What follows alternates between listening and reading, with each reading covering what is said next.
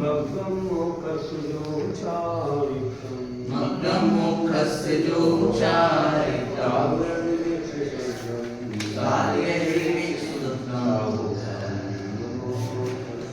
साधु समुनि नमो तस्सै मग्नं मोक्षस्योच्चारितं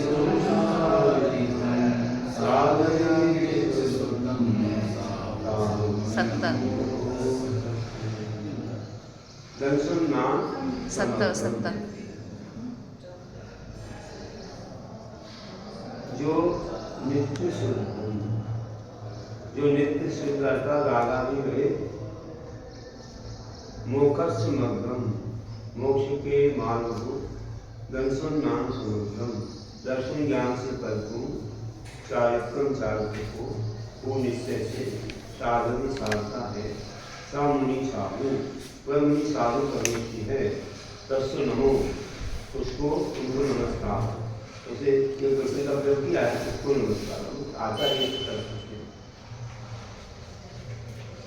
तो बोला है कि जो हमेशा रागादि भाव से होकर के शुद्ध हो गए हैं विपलागी हैं और मोक्ष मार्ग दर्शन ज्ञान से परिपूर्ण है क्या दर्शन ज्ञान से परिपूर्ण चारित्र को निश्चय से प्राप्त हैं की साधना करके उसमें जीव रहते हैं वे साधु परमेश्वरी कहलाते हैं उनको हमारा नमस्कार हो। ऐसे वे पंचमहावत पंचमिति आदि सकावत और योगी 28 मूल गुणों से सहित होकर के ये 3 बुद्धियों को भी पालन उनमें भी अपना मन लगाते हैं या योगी रहते हैं और ऐसे 84 लाख इन सबसे सहित हैं जो अनुकूल सदा दर्श ज्ञान से पूर्ण चरित को साधे उत्तम सुखद मुदा वह मुनि साधु परमेशी है उसको नमन हमारा है कर्मनाश हो शिव पद चल कर भव का मिले किनारा है। अब साधु के निश्चय ध्यान की होगी जम चिंतन को वित्ति हमें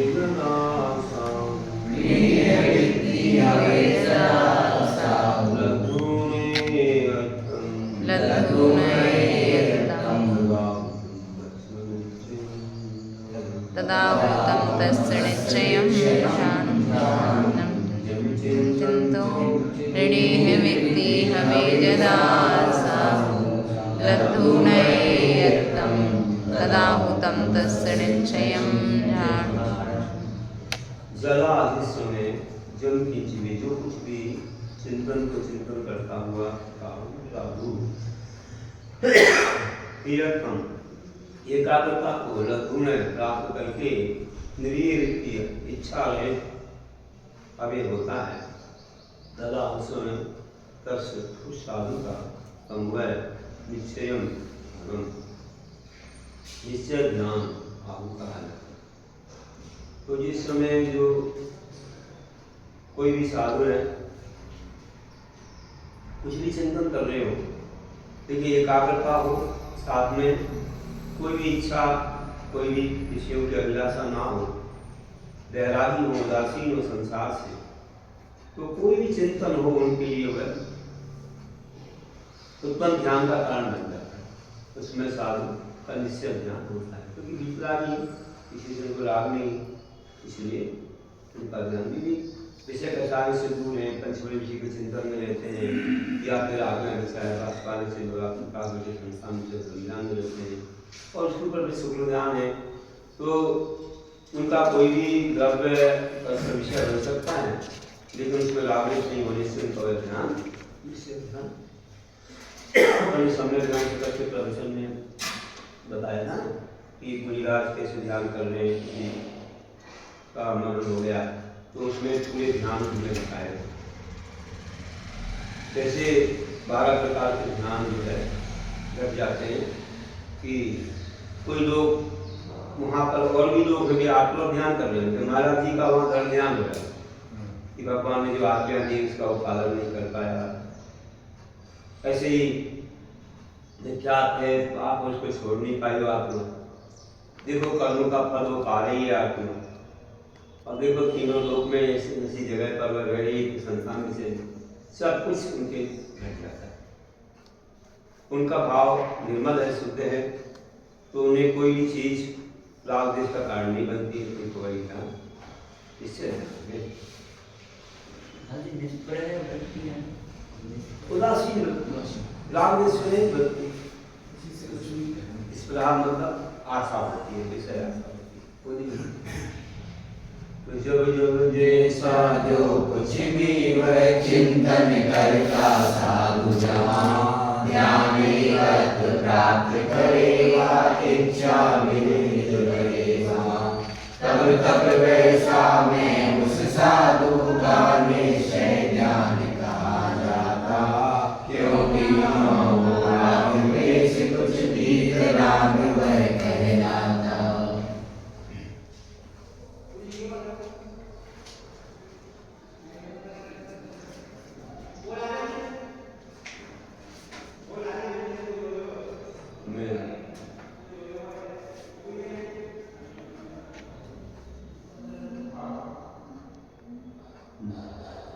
आगे कहते हैं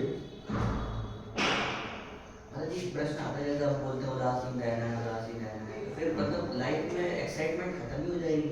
उदासीन मतलब उस वस्तु, जो वस्तु सामने हमें दिख रही है, उस वस्तु में अच्छे बुरे की कल्पना नहीं करना, जैसी है वैसा देखना।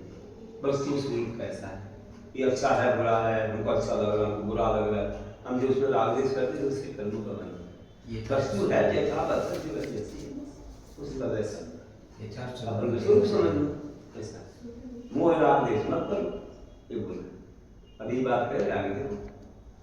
माँ चिंतय माँ जंपय, माँ चिंतय माँ जंपय, माँ चिंतय किंवितेन होय तिरो, माँ चिंतय किंवितेन होय तिरो, पापं विरहो अपापं विरहो, इनमेव परम हमें ध्यानम्, इनमेव परम हमें ध्यानम्। माँ चिंतय माँ जंपय, माँ चिंतय किंवितेन होय तिरो, अपापं विरहो, इनमेव परम हमें ध्यानम्।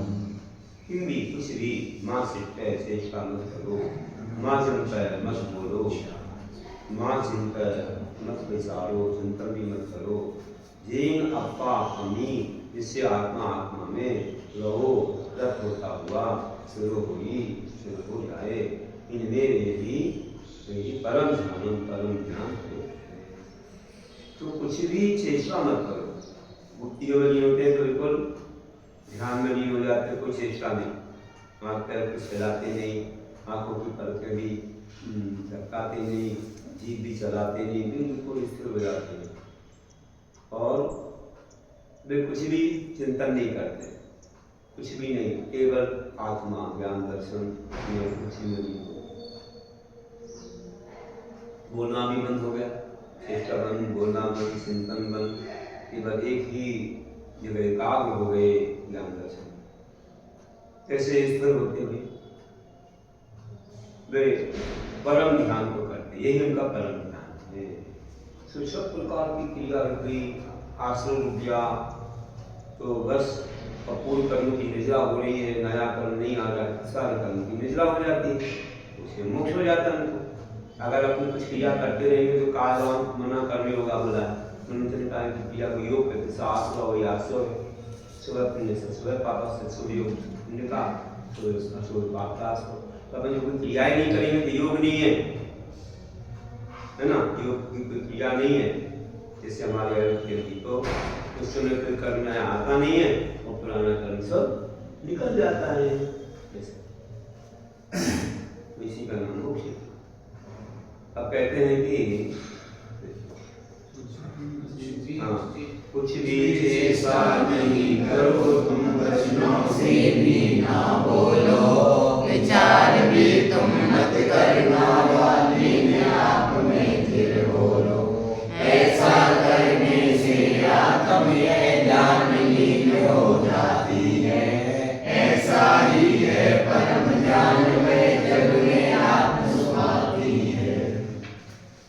कहते ध्यान के साधन तप सुख और व्रत हैं, उनकी महिमा क्या है?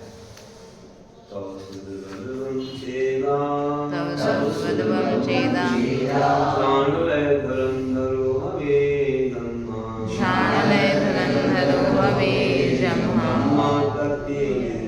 तम्हातत्तीयडेदा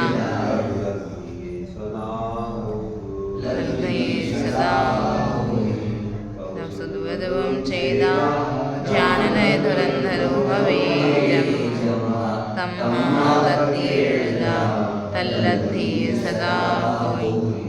ब्रह्मा किस कारण से तव सुदवम तप सुख और व्रत वाली चेदा आत्मा ही ध्यान में धुरंधरो ध्यान रूपी व्रत की धुरी को धारण करने वाली, रह मतलब अलग हो गया, धर्म धरो धर्म मतलब धरा, धरो मतलब धारण करने वाली कार्य होती है। तन्मा उस कारण से तल्लद्धि ज्ञान की प्राप्ति के लिए सदा हमेशा तब तीन उनकृत में निरत होता तब सुख और व्रत तीनों में निरत होगा हो। जिस कारण से तप सुख और व्रत वाली आत्मा ही ध्यान की व्रत की धुरी को धारण करने वाली, जिसके बाद तप है, सुख ज्ञान है, व्रत है, वही ध्यान कर सकता है, बिना इसके कोई को ध्यान नहीं करता। देखो सामायिक भी आती है दूसरी कल्पना से शुरू होती है, 12 व्रतों में सामायिक, उसके बाद सामायिक नहीं है, साधना से कर लो ऐसे 2-5 दिन 10-12 घंटे में, क्योंकि नियम ही रहेगा। जब तक अनुव्रत नहीं लेगा व्यक्ति, अपने पापों की सीमा नहीं बनाएगा, तब तक मन स्थिर नहीं हो सकता। और फिर पूरे और बड़े बड़े ध्यानों में जैसे कि संस्थान विषय है या शुक्ल ध्यान में तो नियम से महारत चाहिए और उसमें भी भुक्तियां चाहिए, तो तब सुख और व्रत वाली आत्मा ही ध्यान कर पाएगी। अपने मन को लगाने के लिए अपने तप को सिमरनी चाहिए। तो उस ध्यान के लिए हमेशा हमको भी तप सुख और व्रतों में निरत होना चाहिए, तभी ध्यान होगा। कहा है कि जिस कारण से तप सुख व्रत में आत्मज्ञान रूपी बुरी दाल जो कहलाती है उन तीनों में सुव्रत की प्राप्ति हेतु ही सदा निरत हो। तप शुद्ध वा संयम में कर्म निद्रा करो मोक्ष वा फैले यश जग तीनों में। अब आगे कहते हैं कि ग्रंथकर्ता अपनी लघुता प्रकट करते हैं कि गर्भ संग्रह ग्रंथ में लिखा है, क्या हमारी भावना है। गर्भ संग्रहणम मुनिना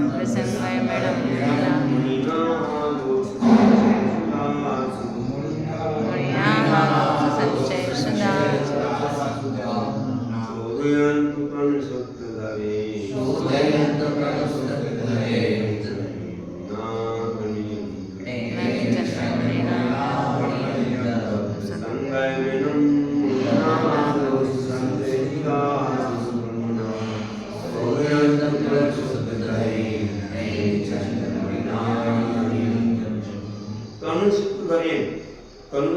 थोड़े सुख को धारण करने वाले नैनीचंद मुनिना, मुझे नैनीचंद मुनि के द्वारा जब मणियों जो कुछ कहा गया है, किरण गर्भ संगमन जो कुछ कहा गया है, ऐसे इस गर्भ संग्रह ग्रंथ को दोष से संचय चुरा, समझ दोषों से च्युत मतलब रहे, दोषों से रहे, तो शुद्ध पुण्य मुनिना और शुद्ध में परिपूर्ण ऐसे मुनिनाथ मतलब प्रधान मुनिराज पूजन स्वयं शुद्ध करे। मैंने जो कुछ भी यहाँ थोड़ा से शुद्धता ज्ञानी हूँ मैं, जो कुछ भी यहाँ कहा गया है व्रत संग्रह के रूप में, तो आगे उसमें कोई दोष लगे हो या कोई गलती रह गई हो तो समस्त दोषों से रहे, इनके पास कोई दोष नहीं है। ऐसे महान गंधर्व है या कोई महान आचार्य है, वे सुख से परिपूर्ण है, तो ऐसे ग्रंथ में कुछ सुधार करके पढ़े, ऐसा उन्होंने कहा है। तो लघुता लगती है कि भाई मैं तो ज़्यादा ज्ञानी नहीं हूँ, अगर कोई गलती हुई तो क्षमा कर दो, आप सुधार के पढ़ना। तो अल्प स्मृति मुनि ने निचंद ने जो कुछ कहा इस कृति में तुझी गर्भ संग्रह को सो देंगे दोषी मुनिवर कृति में पढ़े भव्य इस कृति को निर्वाणी का धर्म मिले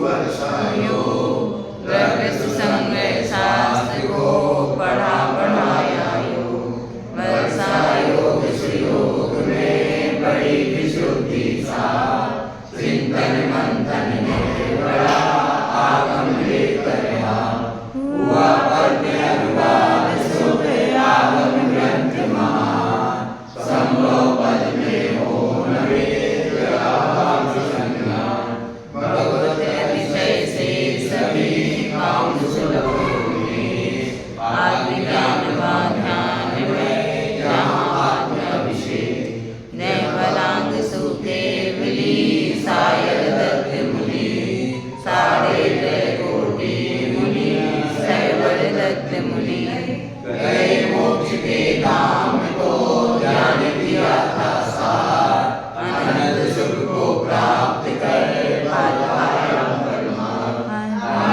भावों से हमें कर्मों का क्षय हो सागर संग्रह आई में भव का कम संकोच रचत रहे हम ज्ञान में समता हो साकार द्रव्य भाव हो शुभ सदा प्रभु सम हो आकार संग्रह गुण का भूख हो आत्मबले भंडार शास्त्र ज्ञान से सुख मिले आत्म होए बहुपार पद बड़े प्रतिभा